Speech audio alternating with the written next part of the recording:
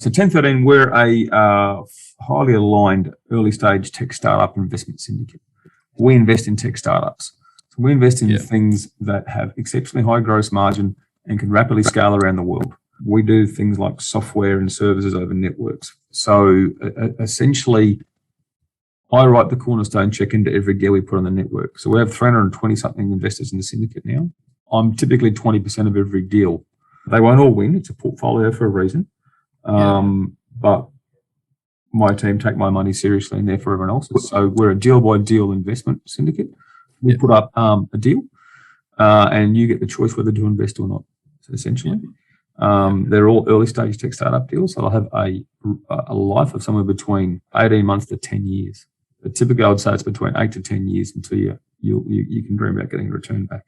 So we like businesses that might be, for example, product-led growth. So we like that traction. We also say, what do we invest in? What do we need to see a certain valuation? Well, what we'd like to see is we'd like to see traction. Now the best traction is profit. Second best traction is revenue. Just sometimes even better is usage.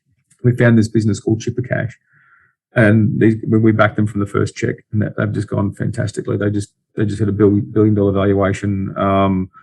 We're into them pretty hard. One of the latest investors was Jeff Bezos. It still could all go pop, don't get me wrong, but they're on the right trajectory. So how hard can it be? As it turns out, it's pretty hard. Welcome to the Get Invested podcast, where we share great conversations with experts from all walks of life to uncover their secret know-how and where they invest their time, their skills and their money, and the benefits that this has created. You see, the truth is that everyone invests. Every minute of every day, we're investing our time, our skills, our energy and our money in something. Some of us are investing consciously, some unconsciously, sometimes for good, sometimes for bad, sometimes for no impact. Get Invested will help you to start living by design, not by default. I'm going to help you to make it happen, not let it happen. You will hear the top tips on how you can live with conscious intent so that you can live more, work less, and leave a living legacy by investing now. Listen to the show to discover the top tips on how to get started, make the most of your investment journey, and ultimately to be living your dream, not someone else's. More episodes can be found on iTunes or at bushymartin.com.au/get invested. Thanks for listening, and now let's get invested. Hi, freedom fighters. With normal assets like property and shares currently at all-time highs, what else can you invest in to build your wealth? Have you ever thought of starting a business or investing in a startup? Today we're going to continue our journey into the brave new world of startups and startup investing on the strength of our two-part chat with Shark Tank star and successful startup founder turned tech startup investor, Steve Baxter. Last week, we delved into the entrepreneurial world as we followed Steve's own journey to startup success and what it takes to be a successful entrepreneur. This week, we take this to the next level to consider what makes a successful startup and how you can go about evaluating and investing in them. And I want to make this personal so that you're putting yourself in the seat of a business startup founder. So start by taking your imagination back to your first entrepreneurial endeavour. What was it? What did you do to create something that someone else wanted and was prepared to pay for it? For me, my entrepreneurial awakening dawned in my last year of primary school. I was on a mission to get my first record player, or what's now called a turntable. And yes, this was way back in the dim dark ages of the late 60s. So I put the word out around our neighbourhood in the small country town of Bordertown that I was happy to do odd jobs on the weekend. I ended up doing gardening for a lonely old man down the road who was really struggling health-wise, and his front yard had turned into an absolute jungle. So for a few months I spent my Saturdays labouring hard in the dirt and the dust, which wasn't much fun for a wheezing asthmatic, all for the princely sum total of just $4 a day. Even then, this wasn't much. And it got me thinking, there's got to be a better way and more enjoyable way to save up for my prize record player. Now, around that time, Stickers were all the rage at school, from bubblegum pack stickers and bumper stickers, right through to petrol station stickers and the massive beer label stickers that you'd see on the windows of pubs and hotels. And my brother Rod and I were avid collectors. So we set up a sticker club at school and started trading stickers with other kids to build up our collections. We sent off letters to companies all over Australia to get them to send us their corporate stickers, and we were flooded with masses of them. Then we sold them to the other hungry sticker enthusiasts. We even started making our own stickers of popular brands, cutting logos, etc. out of glossy magazines and adhering them to clear contact. Now, this was very lucrative until the sticker fad faded and other kids' appetites moved on to spinning tops and yo-yos. Then Brother Rod and I turned our hand to finding lost golf balls in the rough and in the dams of our local golf course, cleaning them and then selling them back to the golfers at half the price of new ones. But even this felt time-consuming and a bit hit and miss.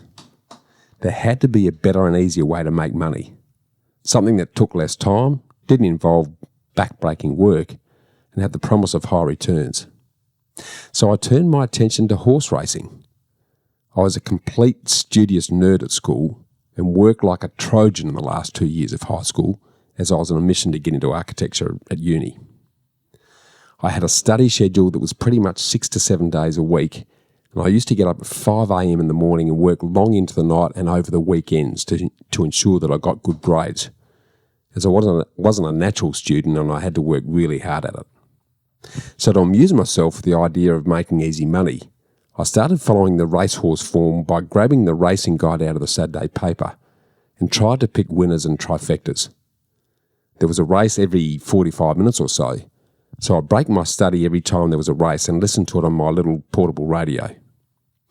And on paper, I was doing fantastically. I really thought I was on a winner. So I conned a much older friend to start putting bets on for me with my hard-earned savings.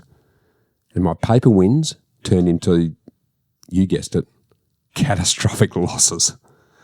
I'd learned early the great lesson that there's a big difference between the theory and the reality, and the biggest impact on my results was me and my emotions that interfered with my previous paper betting rational and logical driven trial results. So what about you?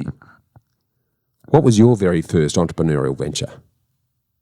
To get you further into the mood, let's do a little game of Guess Who. See if you can guess the company I'm about to talk about. On July the 1st, 2003, Martin Eberhard and Mark Tarpenning started an electric vehicle and clean energy company. This company started with a mission to specialise in building electric cars and solar and integrated renewable energy solutions for homes and businesses. In 2010, the company purchased a factory for $42 million in Fremont, California. The now established private startup company then went on to list on the stock exchange with its first initial public offering, or IPO, on the NASDAQ on June 29 of the same year. They issued 13.3 million shares of common stock for the public at a price of $17 a share. On March the 8th, 2011, the shares were sold at an opening price of just $4.92 a share. And a little over a decade later, the share price has skyrocketed up to its record current trading price of $909 a share at the time of this recording. So have you worked out who I'm talking about yet? No prizes for guessing because it's pretty obvious. Yes, I've just described the meteoric rise of tech startup Tesla that has been fronted by celebrity entrepreneur Elon Musk as CEO since 2008. Tesla is now the world's best-selling plug-in and battery electric passenger car manufacturer and builds many of its vehicle components in-house, such as batteries, motors and software. And in 2020, Tesla's global sales reached an all-time high of 499,550 units, with a 35% increase over the previous year. Tesla broke the record for the greatest value of any American automaker after reaching a market capitalization of $86 billion in January 2020. And Tesla shares have shot up 743% since then. Tesla now has a market cap of over $900 billion with a price-to-earnings ratio of 295 against the 5-year NASDAQ average PE ratio of just 35. Now, this is incredible growth. And here's the real rub for investors. If you'd invested just $10,000 in Tesla Motors when they first listed in 2011, today your investment would be worth around $1.85 million US, posting an annual return on your investment of a whopping 80% or so versus the average of just 6 to 8%. You would have become a millionaire in a decade. Now, this is clearly an example of a successful startup, one of the very rare unicorns that I spoke about last week in part 1 of the startup story, particularly when you consider that as much as 97% of businesses shut their doors in Australia, according to B Media, and more than 60% of small businesses stop their operation within the first 3 years of their startup journey, based on the Australian Bureau of Statistics' recent figures. And according to 2019 figures, the failure rate of startups in particular was around 90%. Research concludes that over 21% of startups fail in the first year, 30% in the second year, 50% in the fifth year, and 90% in their 10th year. And 90% of startup companies funded won't even make it to the initial public offering, or IPO, which is the public listing on the share market. So the odds of picking startup winners are very slim, unless you really know what you're doing or what you're investing in. It's clear that investing in startup companies is a really risky business, but it can also be very rewarding if the investments do pay off. But what really classes as a startup? Well, according to the Funders Club, in the last few decades, startups have turned age-old industries on their heads, solved big problems with a click of a button, and have managed to cash in big on their products and services, if they're successful. As do the lucky investors who've taken a risky bet on a fledgling company that happened to land on an idea that worked. So a startup is traditionally defined as a newly established private company, e.g. no more than 5 to 10 years old, that's designed to scale very quickly. It can be a business creating a new product or service under conditions of extreme uncertainty, or a company aiming to solve a problem where the problem is not obvious and success is not guaranteed. Startup companies are generally in the idea phase and don't yet have a working product, a customer base, or a revenue stream. Most startups kick off as very small operations while they develop their initial idea, and then seek additional funding from venture capitalists and angel investors as they build out their businesses. And it's clear that in the current day and age, startup organisations are one of the greatest forms to make the world a better place. And according to successful serial founder and startup investor Bill Gross, if you take a group of people with the right equity incentives and organise them in a startup, you can unlock human potential in a way never before possible. You can get them to achieve unbelievable things. But if startups are so great, why do so many fail? Is there a secret formula that we can distill for startup success, either as a startup ourselves or as a potential startup investor? Well, according to Peter Thiel in his startup book 0 to 1, there is no simple formula because each new big bold idea is going to do something innovative that hasn't been done before, and therefore you can't look to the past to see what's going to work. History provides no clues when it comes to innovative startups that are disrupting the status quo. As Thiel says, the next Bill Gates won't be building an operating system. The next Larry Page of Google fame won't be building a search engine, and the next Mark Zuckerberg won't be making a social network. So how can you figure out what to do next? What are the key things that separate successful startups from the rest? Bill Gross, who started and invested in over 100 companies with many failures and a few massive successes, decided to find out what actually matters most for startup success. Now, understandably, most people think that the new idea is everything, the groundbreaking innovation that has the potential to change the world. Most think it's all in the novelty and how differentiable it is. Is there a unique truth in the idea? Are there competitive moats that you can build around it? Is the idea so good and so different that it has no competition and creates a monopoly position like Google now enjoys? This is certainly what I thought was the key success driver, but was I right?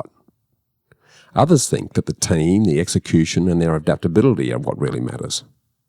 But, as prizefighter Mike Tyson once said, everybody has a plan until they get punched in the face. And this appears to be particularly applicable to startups and new businesses generally. So much about a team's execution is the ability to adapt to getting punched in the face repeatedly by customers, clients and end users, because the customer is the true reality of the success of an idea. Still others believe the business model is the deciding factor in a startup process. Does the company have a clear path to generating customer revenues? Others again believe that funding is the key to longevity, survivability and ultimately startup success.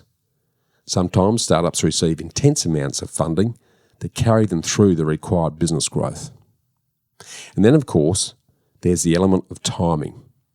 Is the startup idea way too early and the world's just not ready for it? Is it premature and that you have to educate the world to change their entrenched habits to embrace your new disruptive innovation? Or is it too late and there's already too many competitors?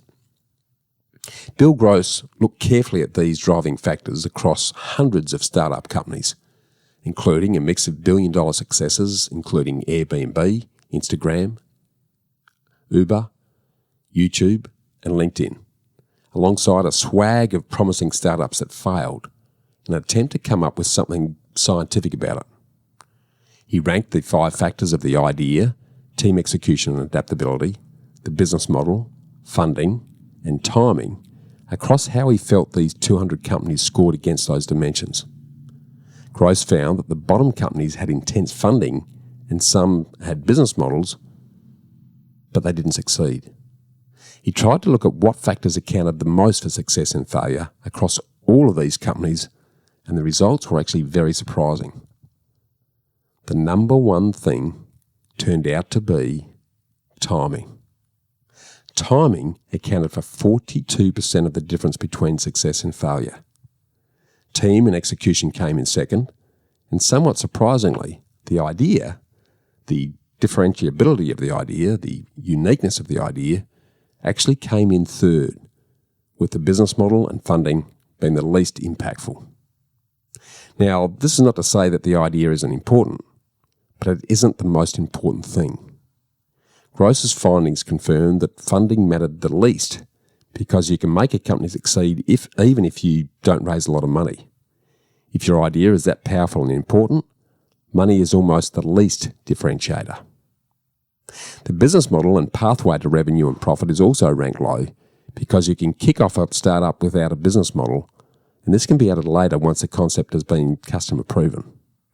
Facebook and Twitter are both good examples where early stage investors laughed at them because they didn't have a business model. But if you have something that customers really want and you have a huge product to market fit and product pool, you can add a business model later. And then the idea comes third.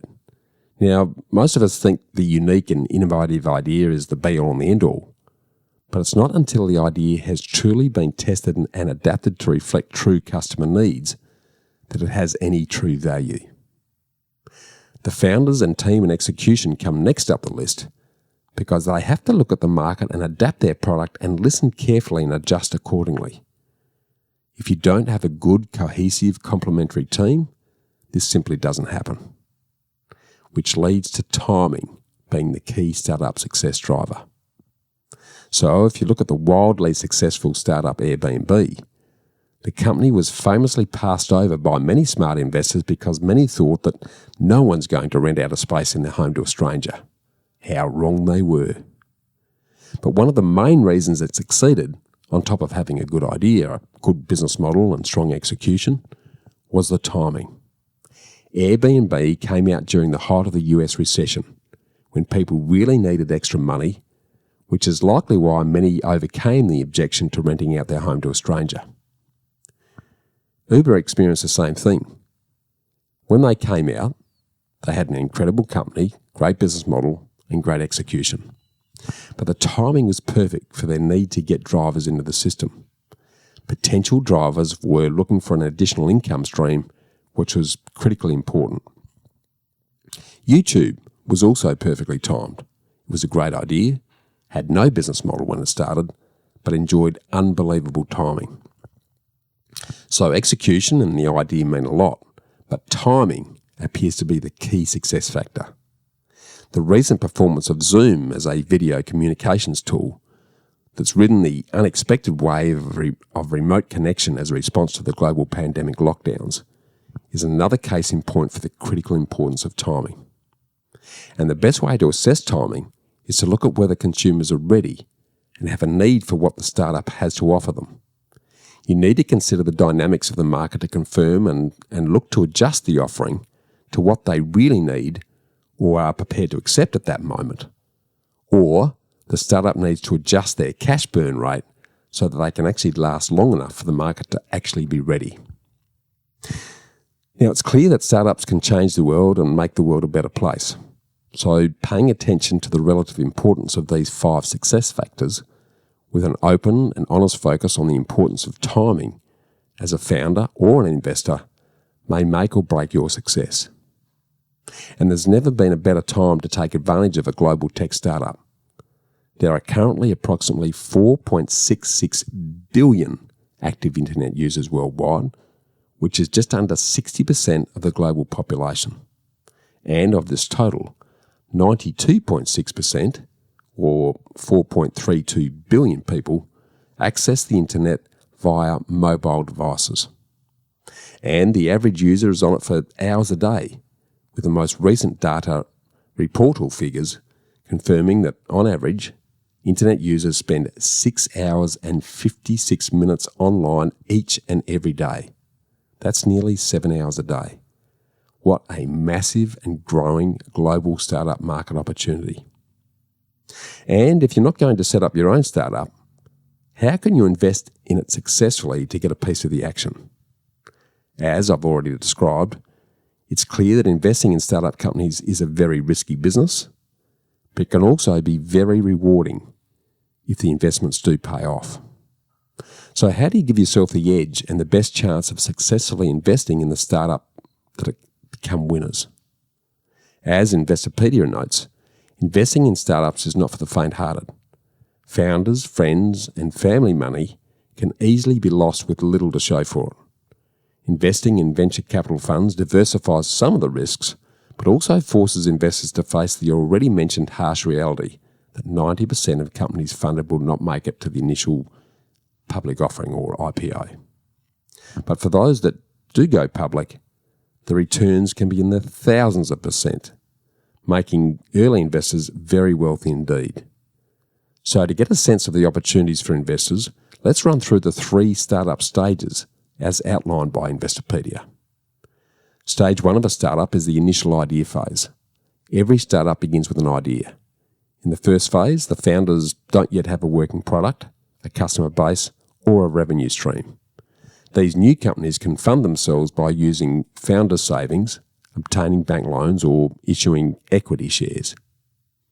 Handing over seed money in return for an equity stake is what comes to mind for most people when thinking about what it means to invest in startups. It's estimated that worldwide, more than 1 million new companies are formed every year.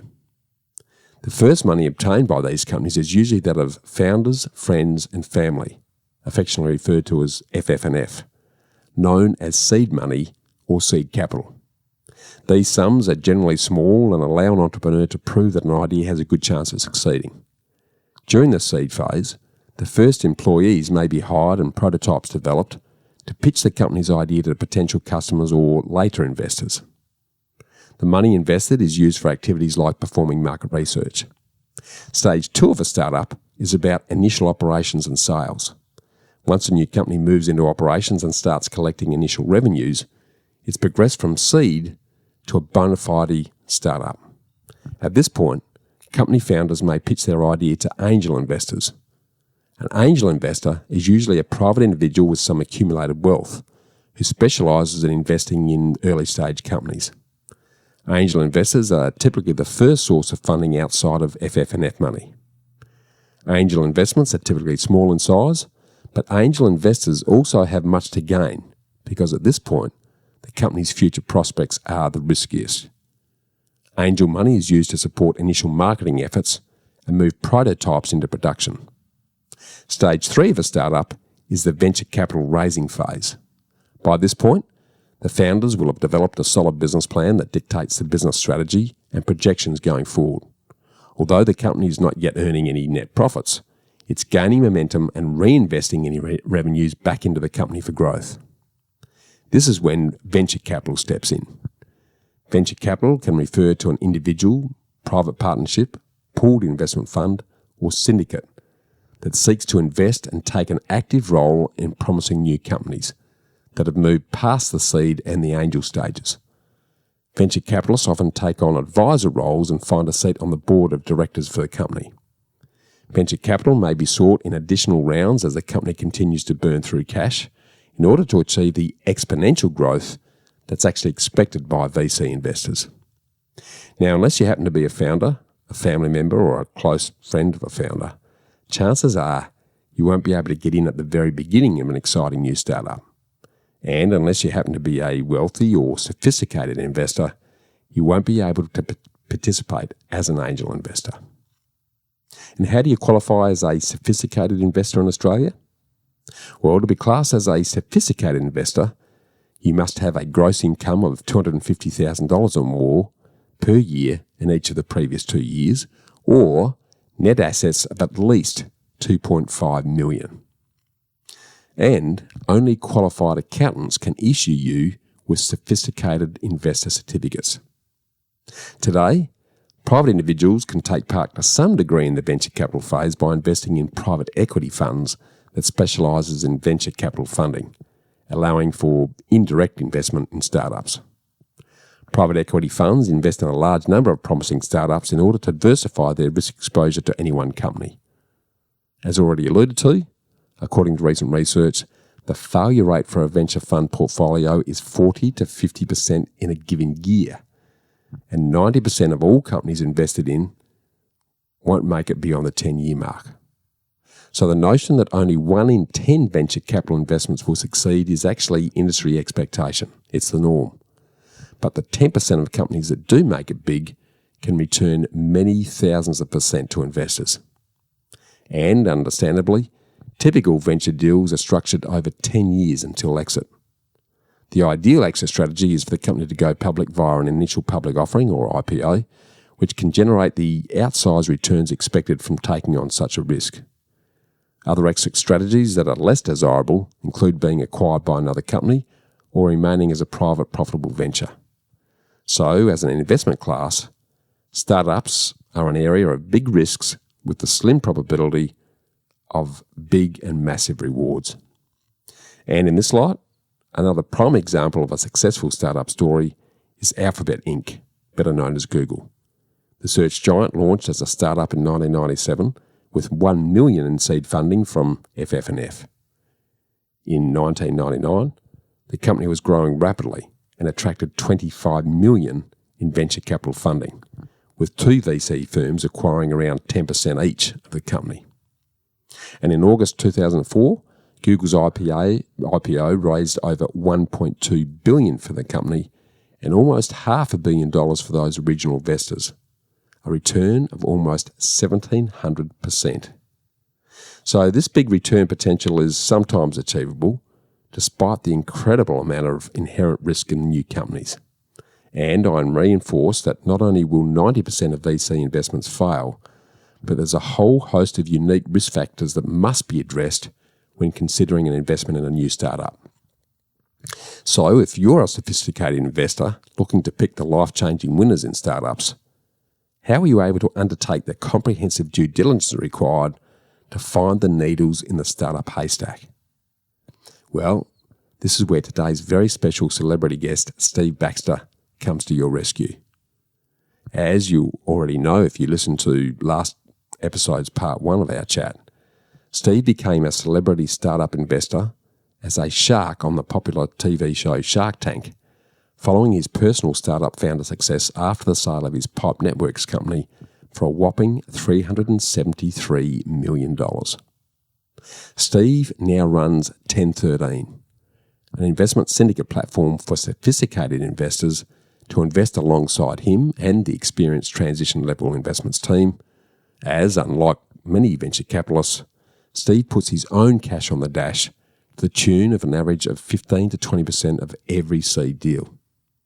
1013 understand that to get great returns, you need to invest in global companies, so they built a global portfolio across 5 continents with a portfolio value of over $2 billion in their first 18 months.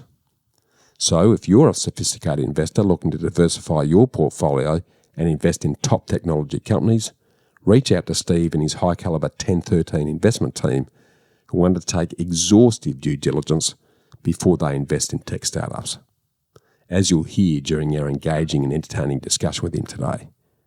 You can find Steve at www.1013.vc, that's TEN, then the numerals 13.vc, or you can go to transitionlevel.com.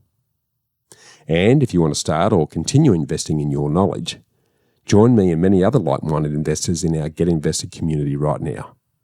I send a free and exclusive monthly email full of practical self, health and wealth wisdom that our current Freedom Fighter subscribers just can't wait to get each month.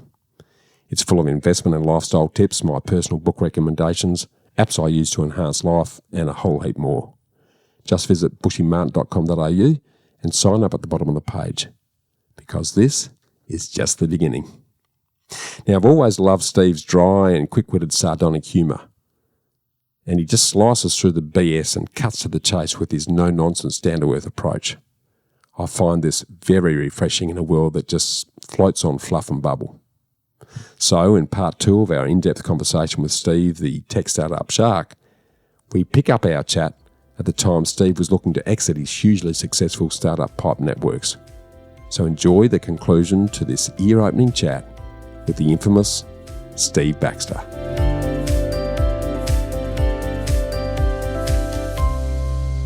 What I'd be interested to get a sense of was the exit decision, because that and again, if you can put some colour around this, so that would have been almost a life-changing exercise potentially.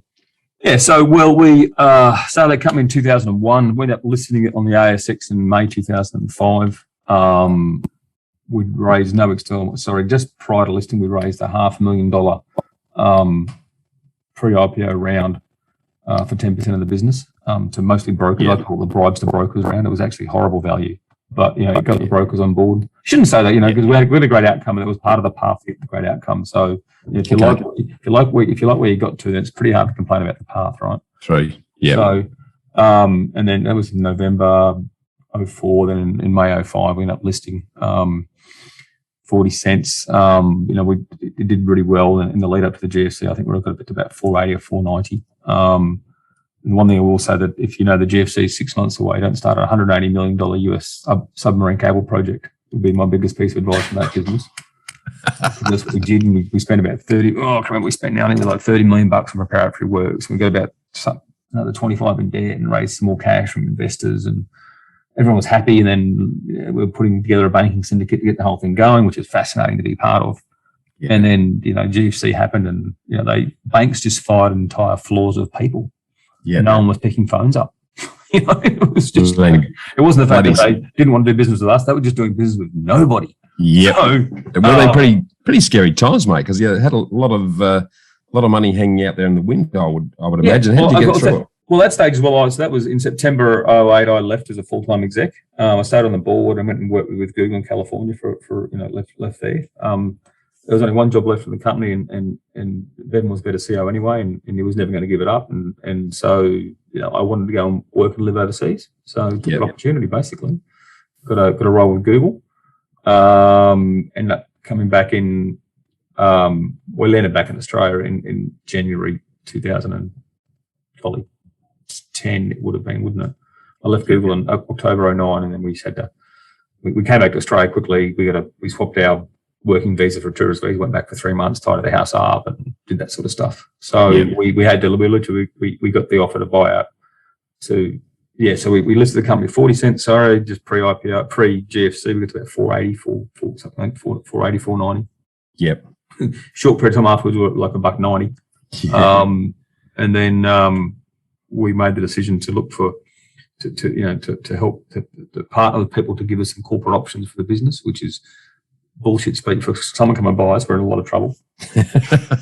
And found a really good set of investment bankers who took us through the process and ran a really good type process for us. And through that time, and through some probably pretty courageous decisions, especially from Bevan as well, and he had some moments of genius there, that's for sure.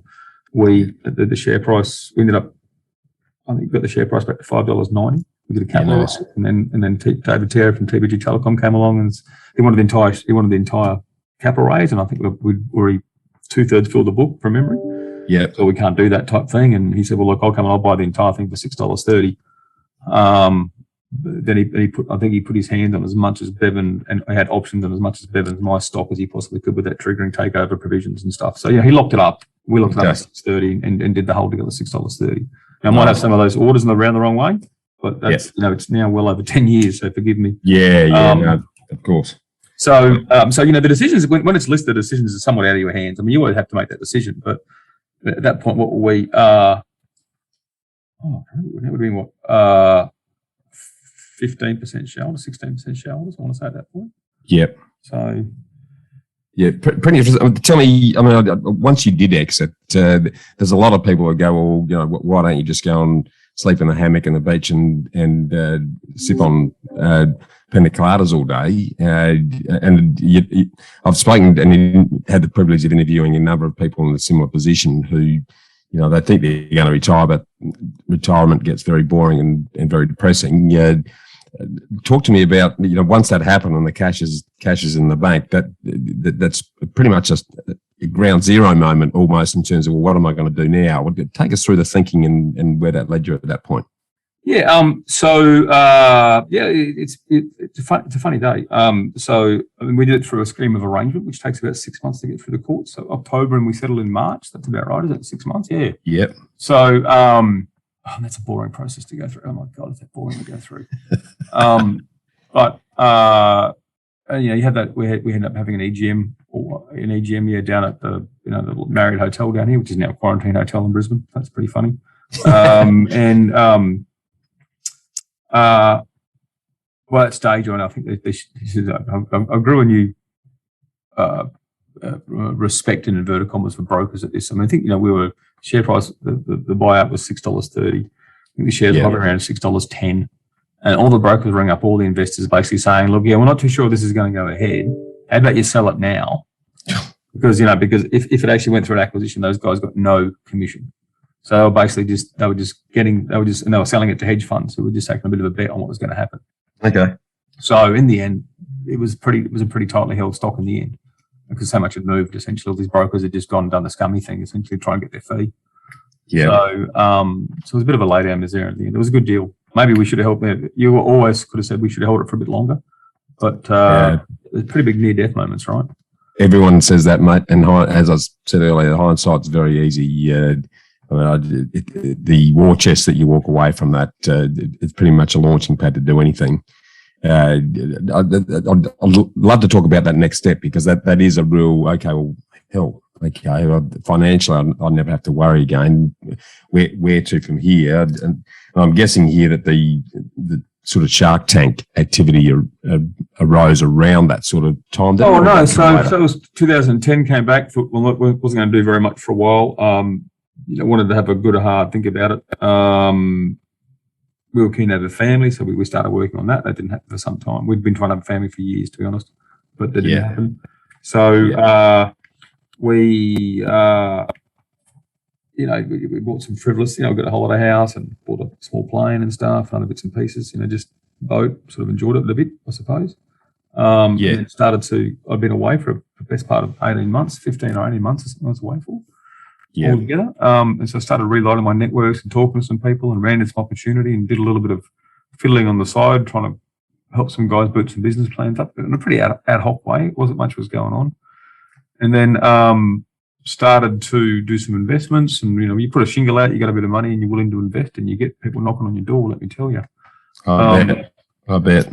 Yeah. So from that, I noticed that there was this is 2011. I noticed there was a bit of a hole in the Brisbane scene with respect to the assistance that was being offered to entrepreneurs and startup founders. Yeah. There was there was university co-working spaces. It's like a university's got to raise a co-working space for startup. No, a university is a fucking co-working space, for Christ's sakes. Universities drive me bloody batshit insane. Excuse me, but anyway. So I started this thing, and I went to Sydney a few times and saw a few businesses down there. There was an organisation called Fish Burners, and I thought, that's pretty cool. It's the model is big, cheap, open working space and a place that you can network. I've worked in Fish Burners in Brisbane, mate. When I've been up there with some of the startup crew, so it's a pretty good environment actually. Yeah, nice. And so that I'll the one in Brisbane, curiously, which was started by Brisbane City Council in cooperation with my private effort. But anyway. There you go. One of the reasons to hate government. So how hard can it be? It turns out it's pretty hard. But we started that and started building a bit more of a community. That changed how it conducted business over time as we realised a few things. Yeah. Really, we were about running events and getting people together more than about cheap desks. So that was River City Labs. We kept going there, and we did a whole bunch of stuff. I did program called Startup Catalyst, where we used to take 20 of really smart young techie kids over to Silicon Valley for 2 weeks and take them into Google and Twitter and Facebook and places like that, and show them that who was working over there and what they were working on, and to have them see with their own eyes that they're probably smarter than the people in Silicon Valley, but just in Australia they're working on shitty small problems. Yeah, there you go. So sort of our goal was to take them over and make them unemployable, and they want to come back and start businesses. And there's been a lot of good that's come out of that. I bet. Yeah. How did the Shark thing come about? Tank thing come about, mate? So Campbell Newman had just gotten into government up here in Queensland, and I had a chance of meeting with him. And I got pulled into a meeting, and very generous, about a half hour, I think, with him. And in the same meeting, there was some guy who was a professor of entrepreneurship from QUT, who it turned out had never been outside the university his entire life, but he was a professor of entrepreneurship. And I spent 25 minutes of a 30-minute meeting defending my background and what I knew in front of the Premier from this fucking muppet, excuse me. And I thought to myself, I didn't blame Campbell. I'm good mates with Campbell now. I sort of was before. Yeah. I didn't blame him, but I thought I just can't. I should spend 5 minutes introducing myself and then we can get into things. I've actually done, when I looked at what he, in comparison to that person in that meeting, I thought, oh my God, I can never be in that position ever again. So I need to raise my profile. So I brought a PR crew on board. With the goal to get 5 mainstream articles in mainstream media every month. It was their goal, and they did quite well at that. They raised the profile a bit again. They brought the Shark Tank opportunity to me. I didn't want to do it. I'd seen US Shark Tank, and I wasn't very happy with it. I thought it was a horrible concept. Yeah. I shouldn't say, sorry. I thought the concept was great. I thought that the way they conducted themselves on US Shark Tank was despicable. Yeah. In season 1 and 2, I think Mark Cuban came in season 3. They were just the nastiest bunch of people you've ever seen in your life. Literally just horrible. Yeah. And Cuban came in and settled the whole thing down, and it was actually quite good. And so I initially said no, and they said, no, take a look at season 3. It's a lot better. And I did. Oh, okay. If you're going to be like that, then I'll give it a crack. Okay. Did my audition. I thought it was an interview. Apparently they call them auditions when it's TV. And they said, oh, look, thanks very much. We're after 5 sharks, and you were the 6th best shark. And I said, well, that's what you tell a fucking 4-year-old, right? What's the real reason? I gave myself a little chance of getting on. As you can tell, I slow my words and I talk too fast. So I didn't give myself a great chance of getting on. But I just wanted the real reason, and they were ringing me up, and I had fucking Jack Cowan ringing me, and Gina Reinhardt's bloody chief of staff. They were both on the Channel 10 board at that stage. Yeah, ringing me and stuff. No, it's not this. And well, just give me the real reason. Great, thanks for ringing. Don't care. So, and in the end, I got a call a few weeks later, basically saying, "Hey, would you like to go back on?" It was a Tuesday. I was just landing in Melbourne, and I said, "Hey, would you like to go back on Shark Tank?" And I said, "Doesn't that start filming next week?" I said, No, Thursday, day after tomorrow.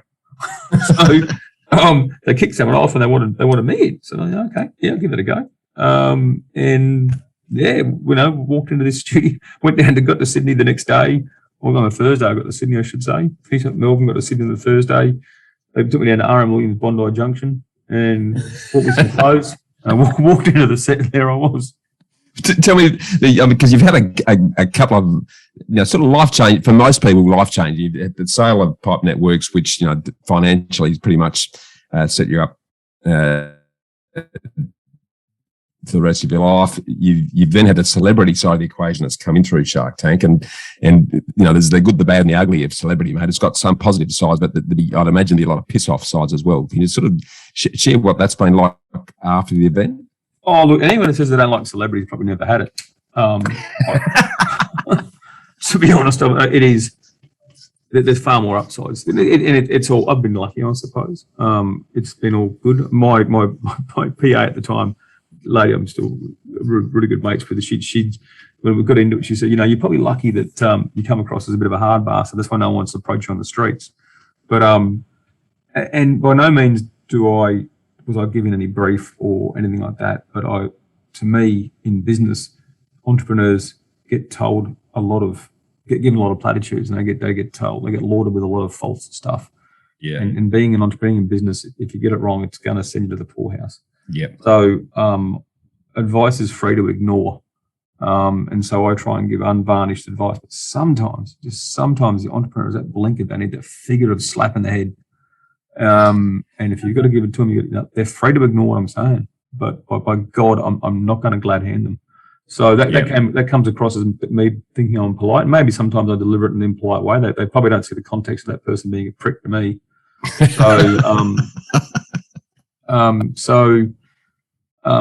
for the most part, I've had nothing but very genuine exchanges in the street. I've had a few nut jobs. I guess the biggest fear I'd have is, given where you're in, every man and his dog would be trying to pitch you every second of the day, wouldn't they? That's my business, though, right? Yeah.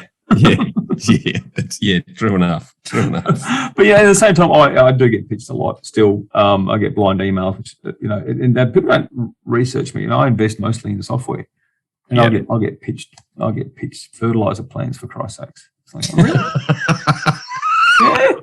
yeah, that's me. Just chuck it out there and hope something that sticks, mate. That's it. That does your reputation no harm at all, mate. That's all good.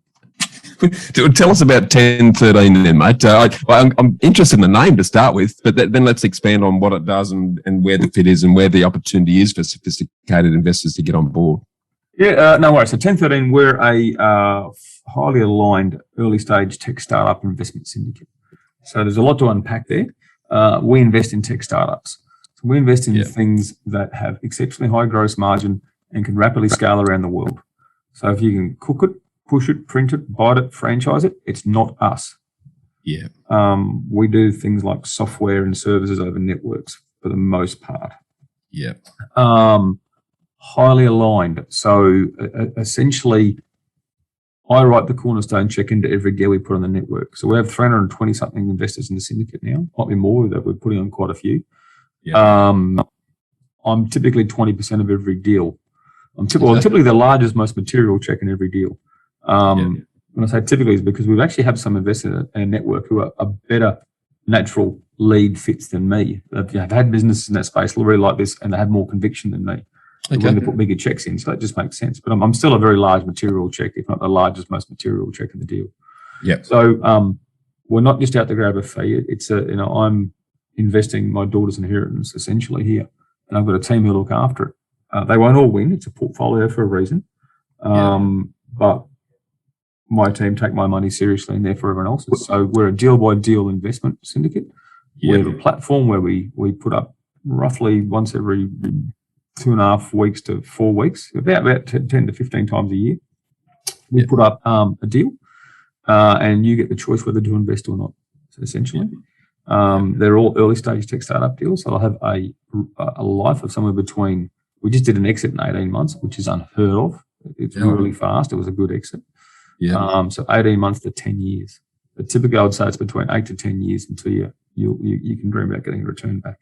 Yeah, I was going to say, because you'd know this way better than I, but as a complete novice on the outside, the failure rate in tech startups would be pretty big.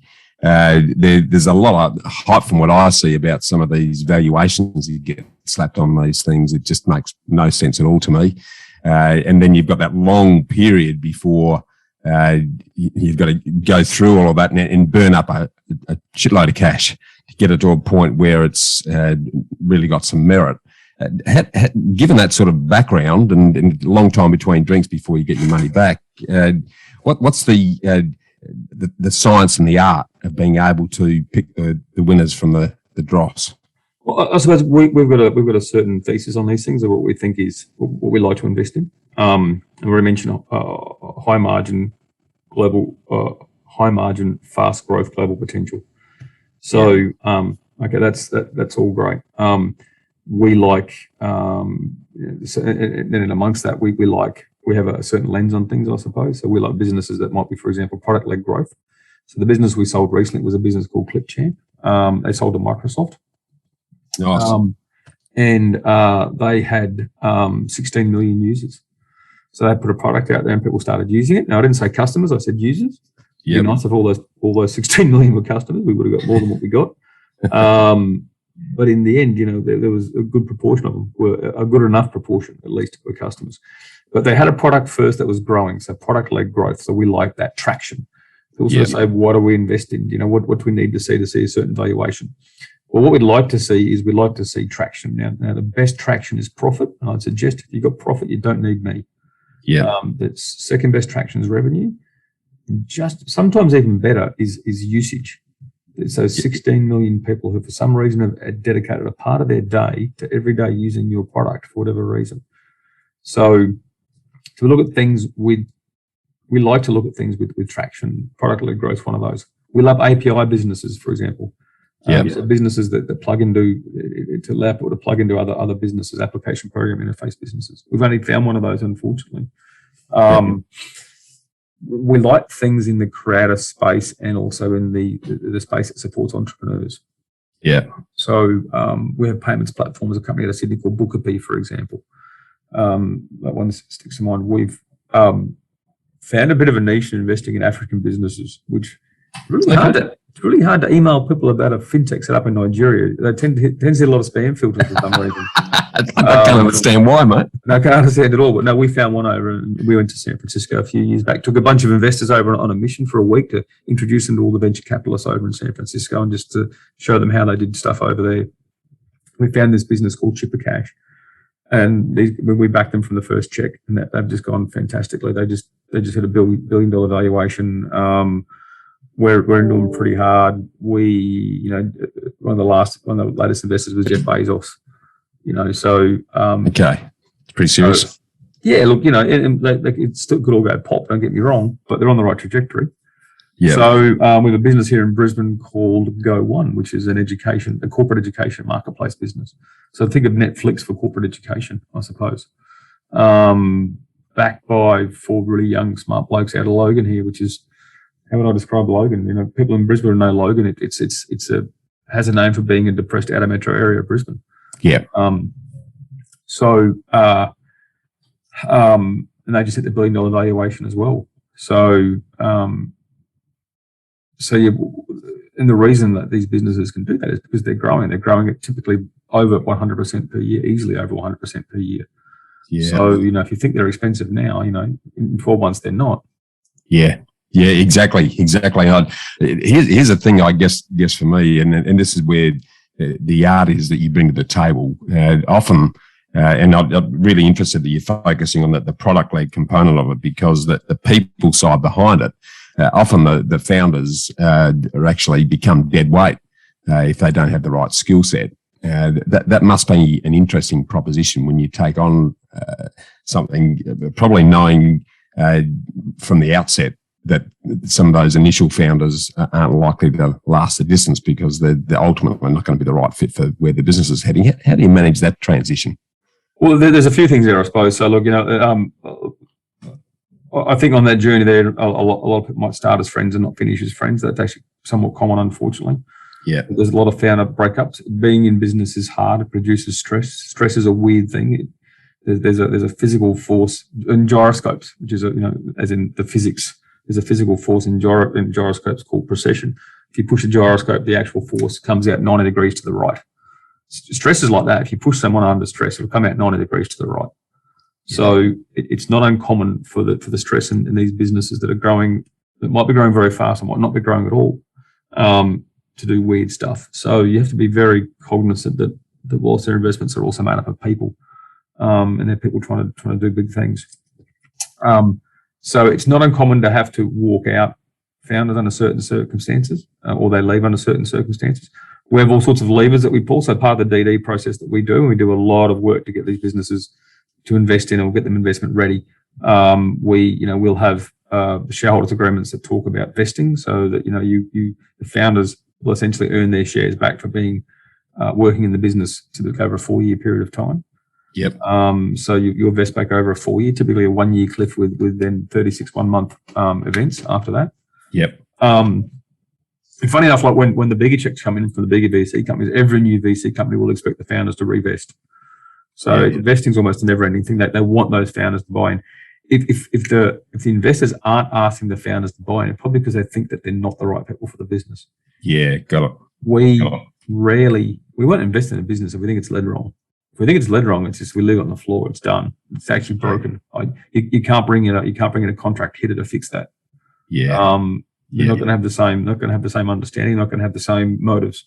So, your bigger question was when though, and I'm getting to it. Sorry, Bushy.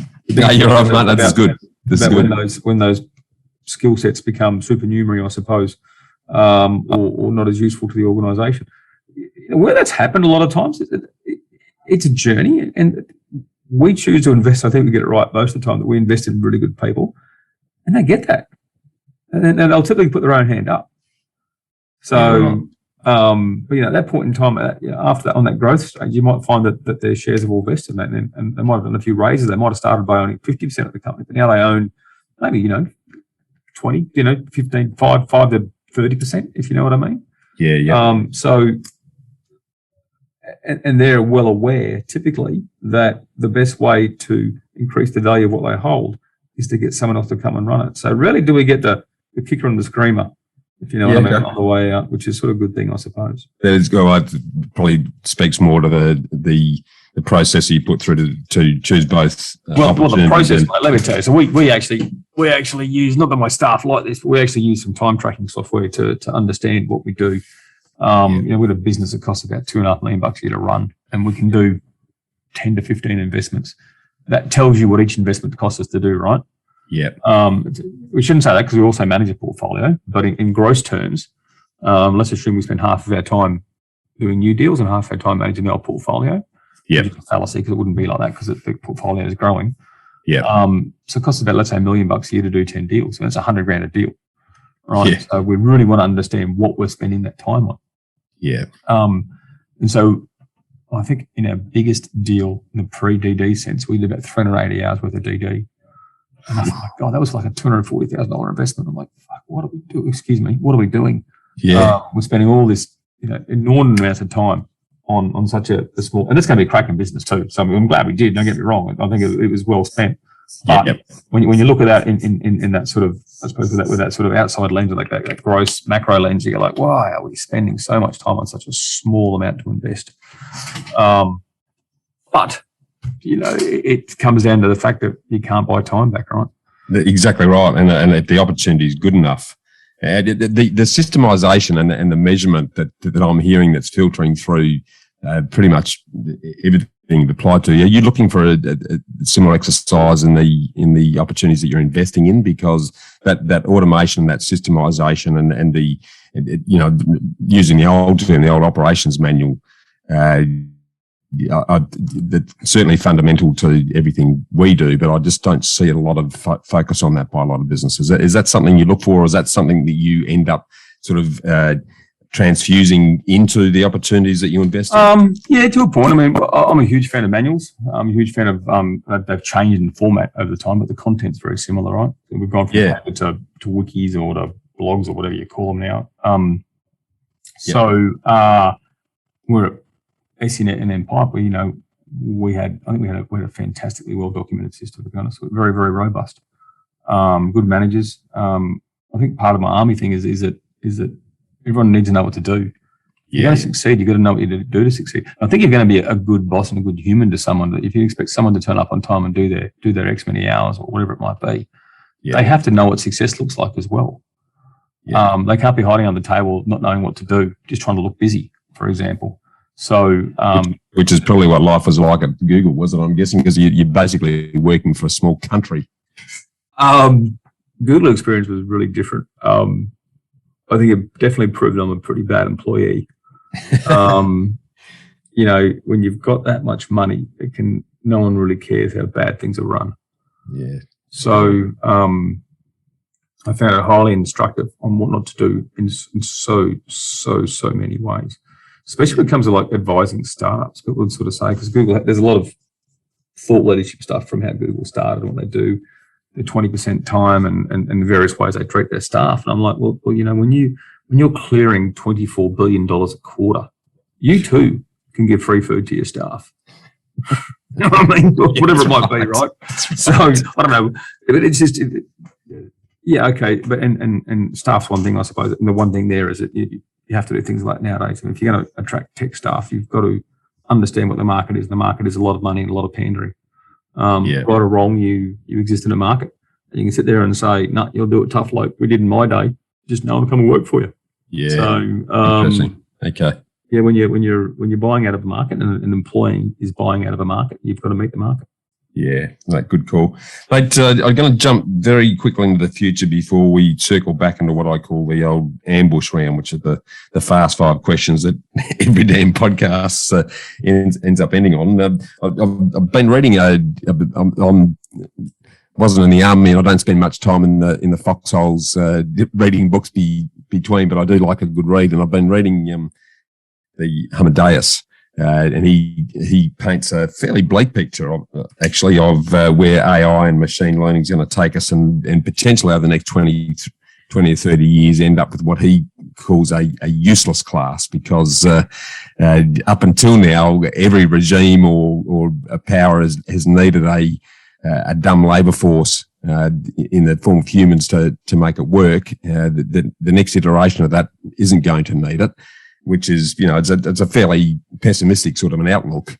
What's your read, given we're all chasing down the AI and you know, similar sort of frameworks? Where do you think it's going to lead, and where's it going to leave little old Australia in the race, given that there's so many players that are jumping into that? I'm not trying to belittle the importance of AI here, right? But I'd love a sanity check to occur on it. Go onto YouTube and actually look at auto-generated subtitles and see how good they are. we can't even get transcription of voice correct yet, so we have to be a little bit careful who they are. Yeah, I've invested in businesses that have genuine AI in what they do. Yeah, I have one business called Maxwell Plus. They're detecting men's prostate, 10 years too early, not 10 years too late, essentially using AI, which is great. Yeah. So for all the people out there listening, if there's men there, 50 years plus, have a look at Maxwell. And for the price of a bottle of Corona a month, I bought everything back down to a stubby of Corona. It's about $8 to $11, depending which pub you go to, right? Yeah. So for the price of a bottle of Corona, you can basically sign up to the service. It'll make sure the biggest killer of men is monitored, and you have a chance to operate on it 10 years early, not get given the death sentence 10 years too late. Yeah. So they use AI there, and there's some genuine actual uses for it. So I'm a bit more cynical on AI, not cynical on technology, but cynical on the hype. And it's overhyped. But there's a hype. There's what they call it, the hype scale, the hype cycle. There's a hype cycle playing a lot of these things. So look, it's an important technology. It's the latest and highbrow of computer science that has intersected with compute becoming really, really cheap. Yeah. So, and as compute gets cheap, because it's never going to go down in price, you'll be able to do more with it, if you know what I mean. So look, in that, I would never invest in a business. We're not pure technology investors. We invest in things that deliver services. So we don't invest in technology for technology's sakes. So there are people who do that, though. There are people who just say, right, these guys are working on the next version of AI. Great, I'm going to back them, because in 10, 15 years, that payoff's going to be like 100-fold. Yeah, that's probably correct. I'm not that patient. So, So, we invested in a business that was out there to try and assist the biggest killer of men, being prostate cancer. They happened to use AI to do it. Yeah. So, if honestly, if a Ouija board and some divining sticks would work, they would use that. But AI is the best tool for working it out, right? Serious, right? I love it. Yeah, no, it's spot on, mate. Absolutely spot on. Mate, I'm going to sort of switch into the old ambush round now, if we can, and I'd always kick off with this one. What's your favourite quote and why? I got lots of favourite quotes. In a business sense, I suppose. Then, yep. We had an accountant in Adelaide, started our first business. We had an accountant in Adelaide, a chap called Kevin Burrows, used to be there at Clarence Gardens. Oh, yeah. We used the most rigorous selection process to pick him. He lived closest to our house. Ended up being a fantastic executive, don't get me wrong, a fantastic professional to assist us. It was awesome. Yeah.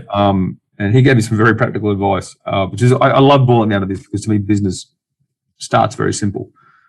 He always said that never spend a buck to save 50 cents.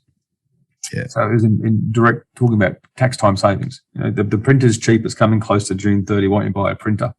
So you can spend $400 on a printer and claim $200 on tax. Never spend a buck to save 50 cents. Love it. Never treat your business like a cash register. So essentially, at the end of the day, you need to pay yourself a wage and everything else comes out as a dividend. Don't stick your hand in the till, take out $50 and go and buy a pie. Yeah. So that way, run an honest business that has good reporting, I suppose. Yep. And then his last piece of advice was, Stephen, this business is too big for me. Get a better accountant. So he fired himself, which was awesome. So the sign of a good professional, right? So that's three famous sayings that I love repeating because I just love my interactions with a man. And I full hats off to him to say, right, this has got bigger than me. There's not too many people that will be brave enough or smart enough to do that. Yeah, that's just a sign of just a brilliant professional, right? Sure is, mate. No, brilliant. But I know you're not a rabid reader, but if you're going to suggest a book for people to read, what would it be and why? Oh, I read that many analysis reports every day, mega trends reports, this and that. If I'm going to read, it's not going to be business stuff. Right. And so I don't. So what I read is my favorite genre is post-apocalypse and sort of a space opera. So things about aliens and space and great space battles, zombie apocalypse, end of the world, prepper scenarios, pandemics, things like that. What I'm reading right now, or listening to, because I don't read anymore. I walk the dog in the morning and listen to audiobooks, right? Yeah. Or jump in the car and listen to an audiobook. Ruins of the Earth by Hopper and Cheney. It's just, it's really weird on Audible. I actually get books or titles now more because of the narrator. R.C. Braze is fantastic. I could just listen to the guy all day. It's a bit like that. There's that English historian Neil Oliver, who's now on the GB News Network, and he's done the Coastline show in Australia. He's got this amazing Scottish accent, and I can just listen to the guy all day. Same, mate. Same. Yeah, I'm right with you there. As soon as I put an audio book and the voice is no good, I can't do it. Yeah, but look, I do a lot of business reading. I usually in compressed deck form, megatrends reports on this, reports on sectors, you name it. So at the end of the day, I'm not going to delve back into it. I just want to escape. Don't blame you. We've sort of touched on this a little bit because most Aussies still believe they pay too much tax, but we've got to be paying the tax to enjoy the services that we currently enjoy in this very small country. But we should get used to less services, I reckon. Yeah, that's it, mate. Or we should pay for the services ourselves and not expect to defray the cost to every last one of our other citizens. Yes, that would certainly change it up. But what's the top legal thing that you've done to minimise the tax you pay, mate? And talk to a bloke who spent 4 years in a tax audit. I pay all the tax I'm supposed to. I don't do anything bad. Enough said on that score. But on the investment front, what would be the worst and best piece of investment advice that you've ever received on your journey? Well, I read your question as best investment. Sorry, so I wasn't prepared for this one. That'll do. No, let's stick with that. Let's go with that. Well, I was going to say in pure outcome terms, it was Pipe Networks. So it was that second business that we lent essentially $70,000 into and repaid it as a director's loan, and then exited out what we did. Yeah. So it's hard to go back in the multiple of almost zero to lots. But I'm just trying to think investment advice. I'd say the best piece of advice. One of the funny. I recounted the story the other day. Someone who was looking to get a CEO into the business, and they're looking at promoting the CFO to CEO, and I ended up giving him advice from in Pipe Networks. We had a chap, Malcolm, who was fantastic, a company accountant, ended up being our CFO. Yep. I'm still really good mates with him. He was my chief investment officer for a few years as well in my investing business. He gave me this great piece of advice. He said that, Steve, whenever a company looks to put the CFO into the CEO role, run like hell. Andy Penn runs Telstra, right? That's interesting, isn't it? It's right. It says it all, doesn't it? Yeah. Yes, that's a pretty good call, actually. What about the worst piece of investment advice, mate? Or your worst investment, whichever you choose.